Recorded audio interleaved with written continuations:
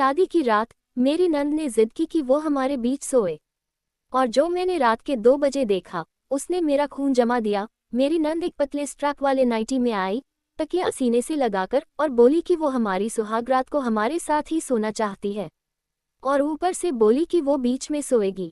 रात के 2 बजे जब मैं आधी नींद में थी, मुझे पीछे से कुछ फुसफुसाहट सुनाई दी। मैं पलटी और सांस रुक गई। मेरी शादी की रात थी, जयपुर के पास एक छोटे से घर में। मैं अभी अभी सफ़ेद लहंगा उतारकर चेहरा धोकर आई थी।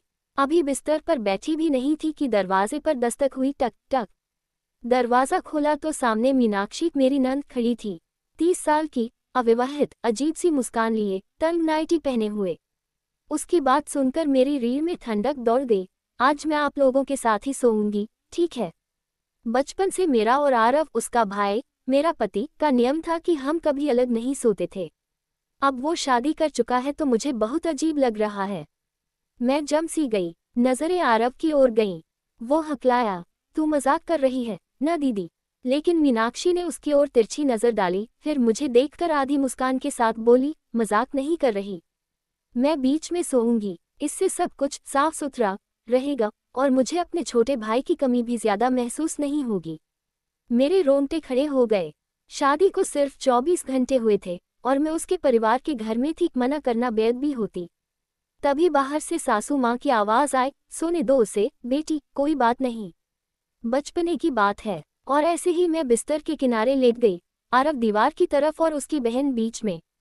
मैंने आंखें बंद करने की कोशिश की, गले में अटका दर्द निगलने की कोशिश की, लेकिन रात के करीब 2 बजे अध नींद में मैंने कुछ सुना। बहुत धीमी फुसफुसाहट, बिल्कुल मेरे पीछे से। एक अजीब सी दबी आवाज, जैसे कोई दुआ मांग रहा हो या किसी से चोरी छिपे बात कर रहा हो। दिल की धड़कन इतनी तेज हुई कि लगा अभी सीने से बाहर निकल जाएगी। मैं धीरे धीरे पलटी और जो देखा उसने मेरा खून जमा दिया। मैंने पलटी और मेरी नज़र सबसे पहले मीनाक्षी के चेहरे पर पड़ी। उसकी आंखें खुली हुई थीं, पूरी तरह, बिना पलक झपकाए। वो छत की तरफ नहीं देख रही थी, वो मुझे देख रही थी, इतनी पास से कि मैं उसकी सांस की गर्मी महसूस कर सकती थी।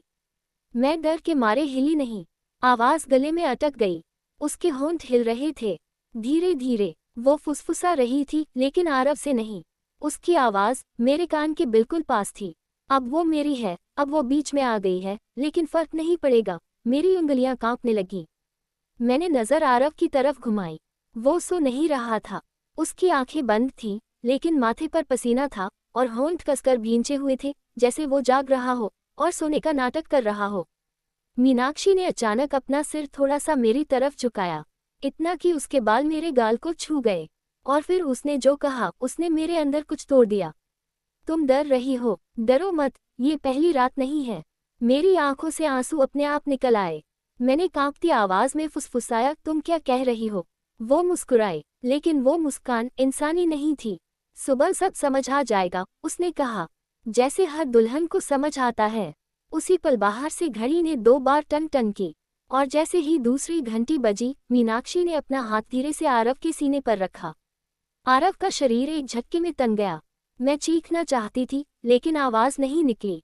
और तभी उसने मेरे कान में आखिरी बात कही, अब तुम इस घर का हिस्सा हो, और इस घर में रातें सबकी एक जैसी नहीं होती। सुबह जब मेरी आंख खुली, बिस्तर पर मैं अकेली थी। आरव नहीं था, मीनाक्षी नहीं थी, कमरा ठंडा था, जैसे सारी रात कोई खिड़की खुली रही हो। मैं घबरा कर उठी, दरवाज़ा खोला तो बाहर सन्नाटा था।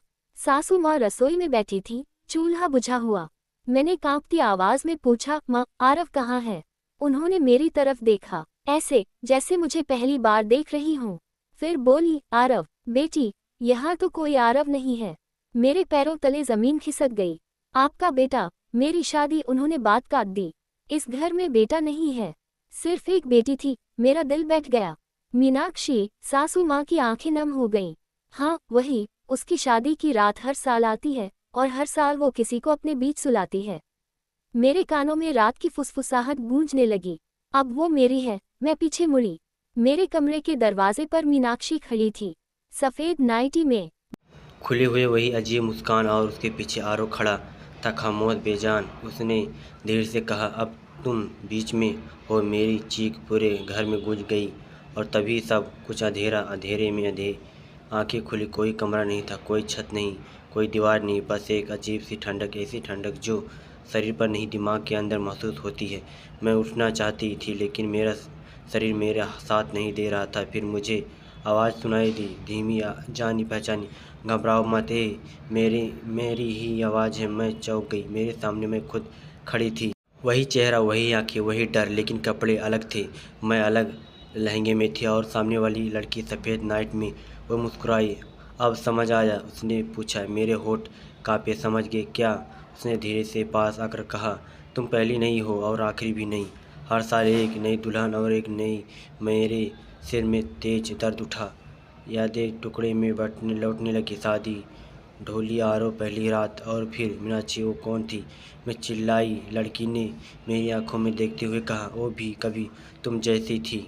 इस घर में जब कोई बेटी अकेली मरती है तो वो जाती नहीं, वो इंतज़ार करती किसी और के बीच में आने का। मेरे कानों में रात की वही फुसफुसाहट गूंजी, अब वो मेरी है। मैं पीछे हटी तो आरो हंसी, एक सूखी हंसी। आरो कभी था ही नहीं, वो सिर्फ एक चेहरा था जिसने तुम यहाँ आई। मेरी सांस टूटने लगी। वो अब क्या, मैं क्या हूँ? वो मेरी जगह खड़ी हो गई मेरे शरीर के अंदर और कहा, अब तुम मीनाक्षी हो। सुबह का उजाला, जयपुर के पास वही घर, नई दुल्हन घूंघट में कमरे में बैठी थी। दरवाजे पर